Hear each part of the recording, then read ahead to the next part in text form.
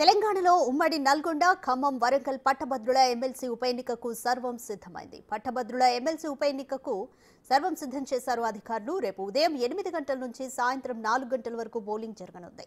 ఉమ్మడి వరంగల్ జిల్లా కేంద్రాల్లో బ్యాలెట్ బాక్సుల పంపిణీ ఏర్పాట్లు పూర్తయ్యాయి. ఉమ్మడి వరంగల్ జిల్లాలో 228 పోలింగ్ సెంటర్లను ఏర్పాటు చేశారు. జంబో బ్యాలెట్ పేపర్తో పోలింగ్ను నిర్వహించనున్నారు.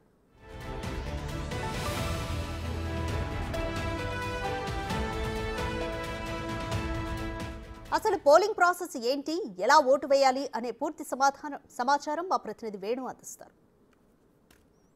మరికొద్ది గంటల్లో వరంగల్, ఖమ్మం, నల్గొండ పట్టభద్రుల ఎమ్మెల్సీ ఉప ఎన్నిక ప్రారంభం కాబోతోంది. ఉదయం 8 గంటల నుంచి 4 గంటల వరకు ఈ ఎన్నిక కొనసాగుతుంది. అసలు పట్టభద్రుల ఎన్నికకు సాధారణ ఎన్నికలకు చాలా తేడా ఉంటుంది. అదేవిధంగా ఇందులో ఓటర్లు పట్టభద్రులే ఓటర్లుగా ఉంటారు. సాధారణ ఎన్నికల లోపల వయోజనులందరూ కూడా ఓటర్లుగా ఉంటారు. ఇక ప్రధానంగా పట్టభద్రుల ఎన్నిక అనేది బ్యాలెట్ పేపర్ ఆధారంగా జరుగుతుంది. బ్యాలెట్ పేపర్లో అభ్యర్థులకు ప్రాధాన్యత క్రమంలో ఓట్లు వేస్తారు. అందులో ఎలిమినేట్ అవుతున్నటువంటి అభ్యర్థుల ఓట్లు అందులో ప్రాధాన్యత క్రమం లోపల బదిలీ అవుతుంది. అసలు పట్టభద్రుల ఓటింగ్ ఎట్లా ఉంటుంది, ఏ విధంగా ఓటు వేయాలనేది ఒకసారి ఎన్నికల కమిషన్ కొన్ని సూచనలు చేసింది. ఏ విధంగా ఓటు వేస్తే చెల్లుబాటు అవుతుంది, ఏ విధంగా వేస్తే ఓటు చెల్లుబాటు కాదు అనే అంశాలను కూడా ఎలక్షన్ కమిషన్ చెప్పడం జరిగింది.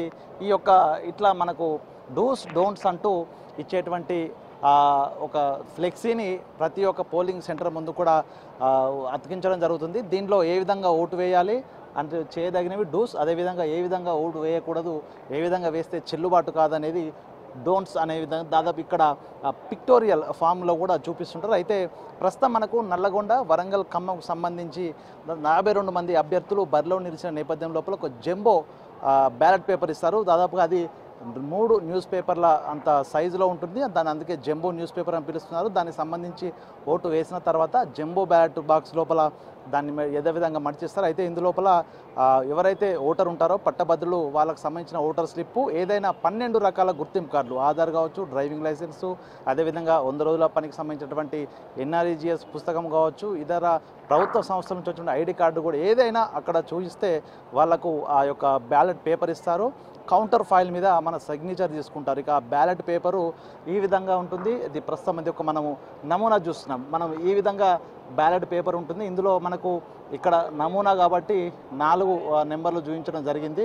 అయితే మనకు ప్రస్తుతం ఈ నల్గొండ, ఖమ్మం, వరంగల్ సంబంధించి పట్టభద్రుల బరి లోపల 52 మంది అభ్యర్థుల నేపథ్యం 52 మందితో ఉన్నటువంటి 3 కాలమ్స్ లోపల అభ్యర్థులు కూడా ఉండబోతున్నారు. అయితే ఈ పట్టభద్రుల ఎన్నికల లోపల ఇది మాన్యువల్, అంటే చేతితో వాళ్ళు ఇచ్చేటువంటి ఈ యొక్క స్కెచ్ పెన్తోని మనము వాళ్ళకి ప్రాధాన్యత క్రమంలో ఓటు వేయాల్సి ఉంటుంది. అందులో మనం చూడొచ్చు, వెళ్ళిన తర్వాత ఓటర్కు ఈ బ్యాలెట్ పేపర్తో పాటు వాళ్ళకి సంబంధించి ఒక వైలెట్ స్కెచ్ పెన్ కూడా అక్కడ పోలింగ్ అధికారులు ఇవ్వడం జరుగుతుంది.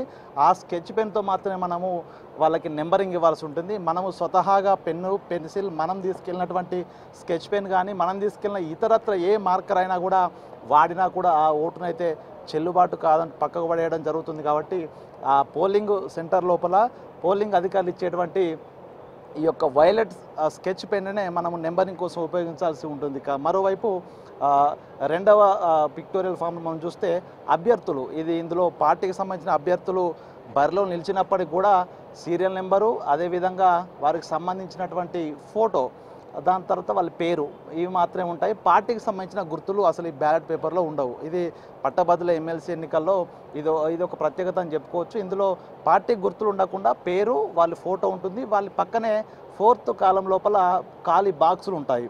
ఈ బాక్స్లోనే మనం నెంబరింగ్ వేయాల్సి ఉంటుంది. అయితే ఈ నెంబరింగ్ వేసినప్పుడు ఈ యొక్క బాక్స్కి సంబంధించి 4 భుజాలలో ఏ భుజానికి కూడా మనం వేసి నెంబర్ టచ్ కాకూడదు. మొట్టమొదటిసారిగా ఒకటో ప్రాధాన్యత ఓటు, ఒకవేళ మనం సపోజ్ ఈ ఫస్ట్ నెంబర్కి వేసుకోవచ్చు, లేకపోతే ఈ 52 మంది ఉన్నటువంటి అభ్యర్థుల్లో ఏ అభ్యర్థికైనా మొదటి ప్రిఫరెన్స్ ఓటు వేసిన తర్వాత 2, 3, 4 ఇలా 52 వరకు కూడా మన ప్రాధాన్యత వేసుకోవచ్చు. అయితే ఒకవేళ ఈ మొదటి ప్రాధాన్యత ఓటు వేయకుండా కనుక మనం ఏ అభ్యర్థికైనా 2, 3, 4 ఇలా ఆ ప్రాధాన్యత ఇచ్చుకుంటూ పోతే ఆ ఓటు చెల్లదు. ఎందుకంటే మొదటి ప్రాధాన్యత ఓటు అనేది మస్ట్ అండ్ షుడ్గా వేయాల్సి ఉంటుంది. అది కూడా పోలింగ్ అధికారులు ఇచ్చేటువంటి వైలెట్ కలర్ స్కెచ్ పెన్ ఉపయోగించి ఆ నెంబరింగ్ సైతం ఈ యొక్క బాక్స్ ఏదైతే ఆ అభ్యర్థికి ఎదురుగా ఉన్న బాక్స్ ఉందో దాంట్లో ఏ భుజానికి లెఫ్ట్ రైట్ అప్ డౌన్ ఆ ఏ భుజాలకు కూడా తగలకుండా ఆ మధ్య ఉన్నటువంటి ఖాళీ ప్రదేశంలోనూ వేయాల్సి ఉంటుంది. ఇక మరోవైపు ఈ నెంబరింగ్ కూడా మనము వేస్తే ఈ నెంబర్స్ మాత్రం వేయాల్సి ఉంటుంది. ఒకవేళ మనం 1వ నెంబరు వి అనే అభ్యర్థికి వేయదలుచుకుంటే 1 అనే సింబల్ మాత్రం పెట్టాల్సి ఉంటుంది. కానీ ONE 1 కానీ లేకపోతే రైట్ టిక్ కానీ లేకపోతే స్టార్ మార్క్ కానీ అట్లాంటి ఏది కూడా పెట్టకూడదు. ఓన్లీ నెంబరింగ్ మాత్రమే ఇవ్వాల్సి ఉంటుంది. సో ఈ విధంగా చేయవచ్చు. అది కూడా నెంబర్స్ ఇంగ్లీష్ నెంబర్స్ మాత్రం వేయాల్సి ఉంటుంది. ఈ అభ్యర్థులు ప్రస్తుతం 52 మంది అభ్యర్థుల నేపథ్యం లోపల 1, 2, 3 లేకపోతే ఫస్ట్ నెంబర్ అభ్యర్థికి 4, తర్వాత 20 అభ్యర్థికి 5, 52 అభ్యర్థికి 6 ఇట్లా ఈ విధంగా మనకు ప్రిఫరెన్స్ ఆర్డర్ ప్రకారంగా 52 మంది అభ్యర్థుల లోపల ఒక్కరే ఎన్నుకోవాలని తలుచుకుంటే ఒకే అభ్యర్థికి 1 నెంబర్ వేయవచ్చు. ఒకవేళ మనం 10 నెంబర్స్ అంటే 10 ప్రాధాన్యత ఇవ్వదలుచుకుంటే X అనే క్యాండిడేట్కి 1 నెంబరు, Y అనే క్యాండిడేట్కి 2 నెంబరు, Z అనే క్యాండిడేట్కి 3 నెంబరు, A అనే క్యాండిడేట్కి 4 నెంబరు ఇట్లా ప్రాధాన్యతగా మనం 52 వరకు కూడా మనం ప్రాధాన్యత ఇవ్వచ్చు. 52 మందికి కూడా మన ఓటు వేసే అవకాశం కూడా ఈ యొక్క పట్టభద్రుల ఎమ్మెల్సీ ఎన్నికల లోపల ఉంటుంది. ఇక మరొకటి అంశం చూసుకుంటే నెంబర్ సంబంధించి ఒకవేళ ఎలక్ట్ కావాలనుకున్నటువంటి అభ్యర్థి మనము ఆపోజిట్ సైడ్ లోపల 1 అని వేస్తే ఆ అభ్యర్థి మనం ఓటు వేసినట్టుగా అభ్యర్థికి ఓటు లెక్కింపు చేయబడడం జరుగుతుంది. ఒకవేళ ఒక అభ్యర్థి ఇంకో అభ్యర్థి మనకు 2 అభ్యర్థులు కావాలనుకున్నప్పుడు అందులో ఫస్ట్ ప్రిఫరెన్స్ ఎవరికి ఇవ్వాలో వారికి ఎదురుగా మాత్రమే 1 వేయాలి. 2 అభ్యర్థులకి 1 ఇద్దరికి కూడా సేమ్ ఫస్ట్ ప్రిఫరెన్స్ వేస్తే మాత్రం అది కూడా చెల్లుబాటు కాకుండా పోతుంది. కాబట్టి సీరియల్ నెంబర్ అనేది ఒక ఓటు ఒక్కరికి మాత్రం వేయాల్సి ఉంటుంది. మనం చూసి ఇక్కడ డోంట్స్ లోపల ఇదే మెన్షన్ చేయడం జరిగింది. ఇక్కడ సీరియల్ నెంబర్ 1లో ఉన్న K అనే అభ్యర్థికి 1వ నెంబర్ ఇచ్చారు, 1వ ప్రాధాన్యత ఇవ్వడు. అదేవిధంగా J అనేటువంటి అభ్యర్థికి మరలా అదే 1టే ప్రాధాన్యత ఇవ్వడం జరిగింది. అంటే 2 అభ్యర్థులకు మొదటి ప్రాధాన్యత ఓట్లు వేసినప్పుడు ఆ ఓటుకు చెల్లకుండా పోతుంది. అదేవిధంగా మనం ఒకవేళ అభ్యర్థికి ఓటు వేసి J అనే అభ్యర్థికి మనం 1వ నెంబర్ ఓటు వేయడం జరిగింది. ఆ తర్వాత ఇంకొక అభ్యర్థికి ఇక్కడ థంబ్ ఇంప్రెషన్ ఇవ్వడం జరిగింది. వాళ్ళు ఇచ్చిన వైలెట్ స్కెచ్ను ఉపయోగించి పోలింగ్ అధికారులు ఇచ్చిన వైలెట్ స్కెచ్ ఉపయోగించి ఒక దగ్గర సైన్ చేయడం జరిగింది. అంటే ఈ విధంగా చేస్తే ఓటు చెల్లదు. అది మనం ఇందులో వేయాల్సింది ఇంగ్లీష్ నెంబర్స్ మాత్రమే రాయాల్సి ఉంటుంది. అది కూడా సిరీస్ ప్రాధాన్యత క్రమంలో రాయాల్సి ఉంటుంది. ఇక ఇంకొకటి మనము ఓటు వేసినప్పుడు నెంబర్కి మాత్రం యూజ్ చేయాలి. ఒకవేళ 1 అనేటువంటిది మనకు గుర్తుంది, అందులో 1 అని తెలుగులో రాసిన ONE 1 అని ఇంగ్లీష్లో రాసిన ఇది చెల్లుబాటు కాకుండా పోతుంది. ఓన్లీ ఇంగ్లీష్ నెంబర్ మాత్రమే యూజ్ చేయాల్సి ఉంటుంది. ఇక అభ్యర్థులకు సంబంధించి మనం ఒకసారి ఈ ప్రాధాన్యత క్రమం ఎట్లా వేస్తారనేది కూడా ఒకసారి మనం ఒక మోడల్ మనం చూస్తే మనము ఇందులో డమ్మీలో ఇక్కడ 4 అభ్యర్థులు మాత్రం ఇచ్చారు. కానీ మనకు 52 మంది అభ్యర్థులు ఉంటారు. 52 మంది అభ్యర్థులు 3 కాలమ్స్ లోపల కూడా 52 మంది అభ్యర్థుల జంబో బ్యాటప్లు వస్తుంది. ఈ విధంగా మనం ఒక అభ్యర్థికి 1 ఇచ్చారు, 2వ అభ్యర్థికి 3 ప్రిఫరెన్స్ ఇచ్చారు, 3వ అభ్యర్థికి 2 ప్రిఫరెన్స్ ఇచ్చారు. అంటే ఈ విధంగా ప్రిఫరెన్స్ మనము ఏ విధంగా నచ్చితే అభ్యర్థులకు సంబంధించి మనకు ఆ అభ్యర్థికి ఎన్నో ప్రిఫరెన్స్ ఇవ్వాలి అనుకుంటే అన్నో ప్రిఫరెన్స్ ఇవ్వచ్చు. అంటే 52 మంది అభ్యర్థులు ఇప్పుడు బరిలో ఉన్న నేపథ్యం లోపల 52 ప్రిఫరెన్స్లు మనం ఇచ్చుకోవచ్చు. అంటే ఏ అభ్యర్థికి ఎన్నో ప్రిఫరెన్స్ అనేది కూడా మన నెంబరింగ్ ద్వారా ఆ ఓట్ లోపల మనం చూపించవచ్చు. ఇక ఒకవేళ ఇంగ్లీష్ నెంబర్స్ కాకుండా మనం ప్రిఫరెన్స్ ఇవ్వడానికి రోమన్ నెంబర్స్ కూడా యూజ్ చేయొచ్చు. మనం ఇక్కడ చూసాము రోమన్ నెంబర్స్ కూడా ఉంటాయి కాబట్టి రోమన్ నెంబర్స్ కూడా మనం యూజ్ చేయొచ్చు.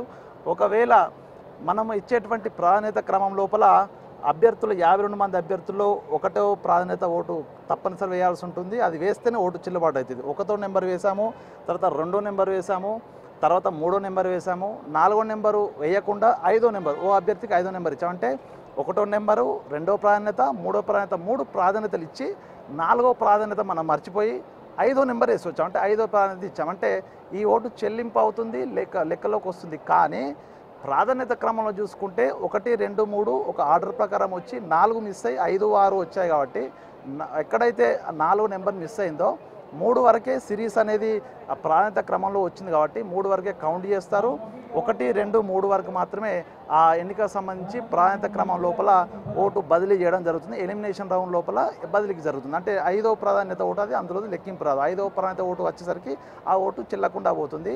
1, 2, 3 వరకు మాత్రమే ఆ ఓటు చెల్లుతుంది. మనకు డోంట్స్లో కూడా ఇచ్చారు. ఇలా తెలుగులో రాయకూడదు, అదేవిధంగా ఎటువంటి సిగ్నేచర్లు వేయకూడదు. అదేవిధంగా మన అత్యంత ప్రాధాన్యమైన అంశం కూడా ఒకసారి చూస్తే ఇక్కడ అభ్యర్థికి నెంబరింగ్ ఇచ్చాడు, ప్రాధాన్యత క్రమము, మొదటి ప్రాధాన్యత ఓటు. కానీ ఇద్దరు అభ్యర్థుల మధ్యలో ఉన్నటువంటి ఒక లైన్ టచ్ చేశాడు, ఒక భుజాన్ని టచ్ చేశాడు ఈ బాక్స్ లోపల. అంటే ఈ ఓటు కూడా చెల్లుబాటు కాదు. మనం ఇచ్చే వరుస ప్రాధాన్యత క్రమం లోపల ఏ నెంబర్ వేసినా, ఒకటో ప్రాధాన్యత ఇచ్చి, రెండో ప్రాధాన్యత ఇచ్చి, మూడో ప్రాధాన్యత ఇచ్చి ఒక నెంబర్ ఇలా టచ్ చేసి రాస్తే మాత్రము అది చెల్లుబాటు కాకుండా పోతుంది. అదేవిధంగా మనం ఒక అభ్యర్థికి ఒకటే అభ్యర్థికి ఓటేయదలుచుకున్నప్పుడు ఆ అభ్యర్థి ఒకటో నెంబర్ ఇస్తే సరిపోతుంది. కానీ ఇక్కడ 1, 2 నా ఫస్ట్ ప్రిఫరెన్స్ జే అనే అభ్యర్థే, సెకండ్ ప్రిఫరెన్స్ జే అనే అభ్యర్థే అని కొంత అత్యుత్సాహంతో ఒకవేళ కనుక ఒకటో ప్రాధాన్యత, రెండో ప్రాధాన్యత, మూడో ప్రాధాన్యత ఒకే అభ్యర్థి కానీ మనం కనుక వేస్తే అది కూడా చెల్లుబాటు కాకుండా పోతుంది. కాబట్టి ఇది ఈ పట్టభద్రుల ఎమ్మెల్సీ ఎన్నిక అనేది కొంత మన సాధారణ ఎన్నికల కంటే కూడా కొంత వినూత్నంగా ఉంటుంది. ఈ ఓటు బదిలీ కూడా జరుగుతుంది. అంటే ఒకటో నెంబర్ ఇస్తే ఒకటో ప్రాధాన్యత ఓట్లతోని కనుక అభ్యర్థికి పోలైన ఓట్ల కంటే 50% ప్లస్ అయితే అక్కడితోనే ముగుస్తుంది. ఒకవేళ ప్రతి అభ్యర్థికి కూడా 50% ఎవరు క్రాస్ చేయకపోతే సెకండ్ ప్రాధాన్యత ఓటు అనేది అప్పుడు మొదటి స్థానానికి వస్తుంది. దానికి మొదటి ఓటు ఉన్నంత విలువ వచ్చి ఓటు బదిలీ అనేది జరుగుతుంది. సో ఆ ఓటు బదిలీ కూడా ఎట్లా జరుగుతుందో ఒకసారి మనం చూద్దాము. సపోజ్ ఇది మనకు బ్యాలెట్ పేపర్ అనుకుంటే 52 మందికి ఉన్నటువంటి బ్యాలెట్ పేపర్ అనుకుంటే ఇందులో ఒక అభ్యర్థికి ఒకటో ప్రాధాన్యత ఓట్లు 1,00,000, రెండో ప్రాధాన్యత ఒకటో ప్రాధాన్యత ఓటు 1,00,000, ఇంకో అభ్యర్థికి 80,000, ఇంకో అభ్యర్థికి 60,000 వచ్చాయి అనుకుంటే దాదాపు 52 మంది అభ్యర్థులు. అంటే ముగ్గురికి ఈ ఓట్లు వస్తే చివరగా ఒకటో ప్రాధాన్యత ఓట్లు 10 వచ్చినటువంటి అభ్యర్థి ఉంటాడు. అంటే ఆ 10 ఓట్లు వేసినటువంటి 10 ఓట్లు ఒకటో ప్రాధాన్యత వచ్చినటువంటి అభ్యర్థికి సంబంధించినటువంటి రెండో ప్రాధాన్యత ఓట్లను తనను ఎలిమినేట్ చేసి ఆ సెకండ్ ప్రిఫరెన్స్ ఓట్లను కౌంట్ చేస్తారు. ఆ సెకండ్ ప్రిఫరెన్స్ ఎక్స్ అనే అభ్యర్థికి 10 ఒకటో ప్రాధాన్యత ఓట్లు పడ్డాయి, తను ఎలిమినేట్ అవుతున్నాడు.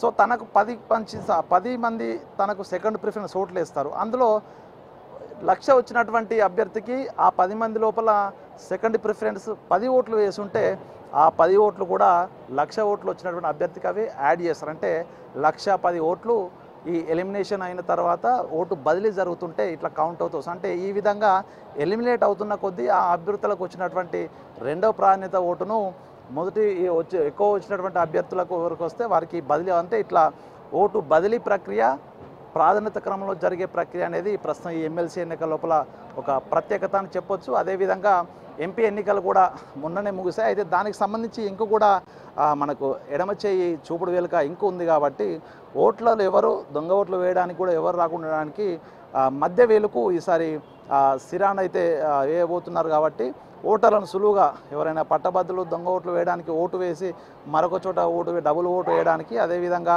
దొంగ ఓట్లు వేయడానికి కూడా అవకాశం లేకుండా ఈసారి ఎలక్షన్ కమిషను ఎడమ చేయిలోని ఈ మధ్య వేలుకు ఈసారి సిరా వేయబోతుంది. మొత్తానికి ఎందుకంటే ఇదంతా ఎందుకు తెలుసుకోవాలంటే మనము 2021 లోపల జరిగిన పట్టభద్రుల ఎన్నికలు చూసాము. సో అప్పుడు ఉన్నటువంటి అభ్యర్థుల లోపల దాదాపుగా 3 లక్షల పైచిలకు ఓట్లు పోలైనాయి. అందులో ఎగ్జాక్ట్ ఫిగర్ 3,87,969 ఓట్లు వరంగల్, నల్గొండ, ఖమ్మం పట్టభద్రుల ఎమ్మెల్సీ స్థానంలో పోలైతే 3,66,333 ఓట్లు మాత్రమే చెల్లుబాటు అయ్యాయి.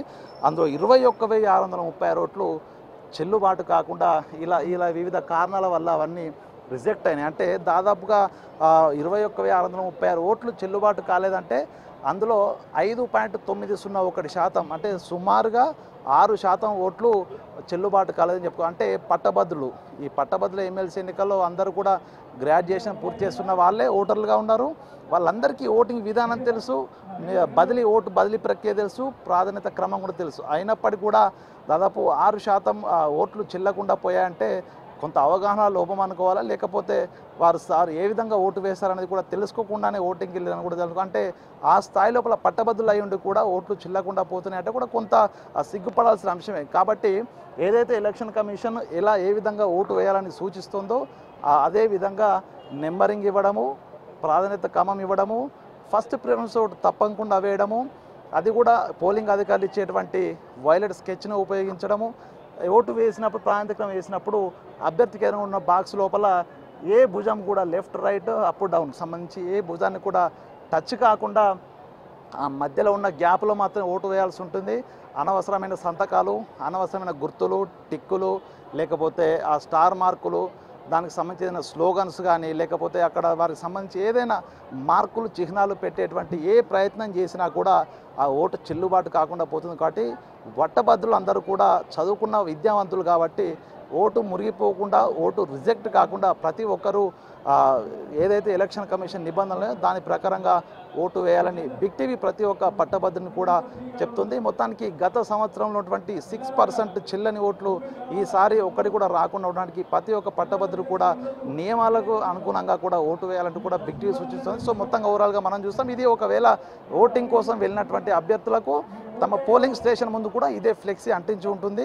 ఈ ఫ్లెక్సీ ఉంటుంది. సో ఆ ఓటింగ్ లోపలికి వెళ్ళేటువంటి ద్వారం వద్ద ఈ ఫ్లెక్సీ కూడా ఉంటుంది. కాబట్టి ప్రతి ఒక్కరు ఈ యొక్క నియమాలన్నీ తెలుసుకున్న తర్వాతనే వెళ్ళి ఓటు వేయాలి. ప్రతి ఒక్కరు కూడా తమ ఓటు రిజెక్ట్ కాకుండా నియమం ప్రకారం ఓటు వేసి ఆ యొక్క ప్రజాస్వామ్యంలో ఒక హక్కును ఉపయోగించుకోవాలంటూ కూడా బిగ్ టీవీ కోరుతుంది. మొత్తానికి ఇది చూస్తాం. ఇది పట్టభద్రుల ఎమ్మెల్సీ ఎన్నికకు సంబంధించి ఓటింగ్ ఏ విధంగా వేయాలి, ఎట్లా వేస్తే చెల్లుతుంది, ఏ విధంగా వేస్తే చెల్లదు. సో మొత్తంగా ఓటర్లందరూ కూడా రేపు 8 గంటలకు ప్రారంభమయ్యేటువంటి ఓటింగ్లో పాల్గొని తమ ఓటు హక్కును వినియోగించుకోవాలని బిగ్ టీవీ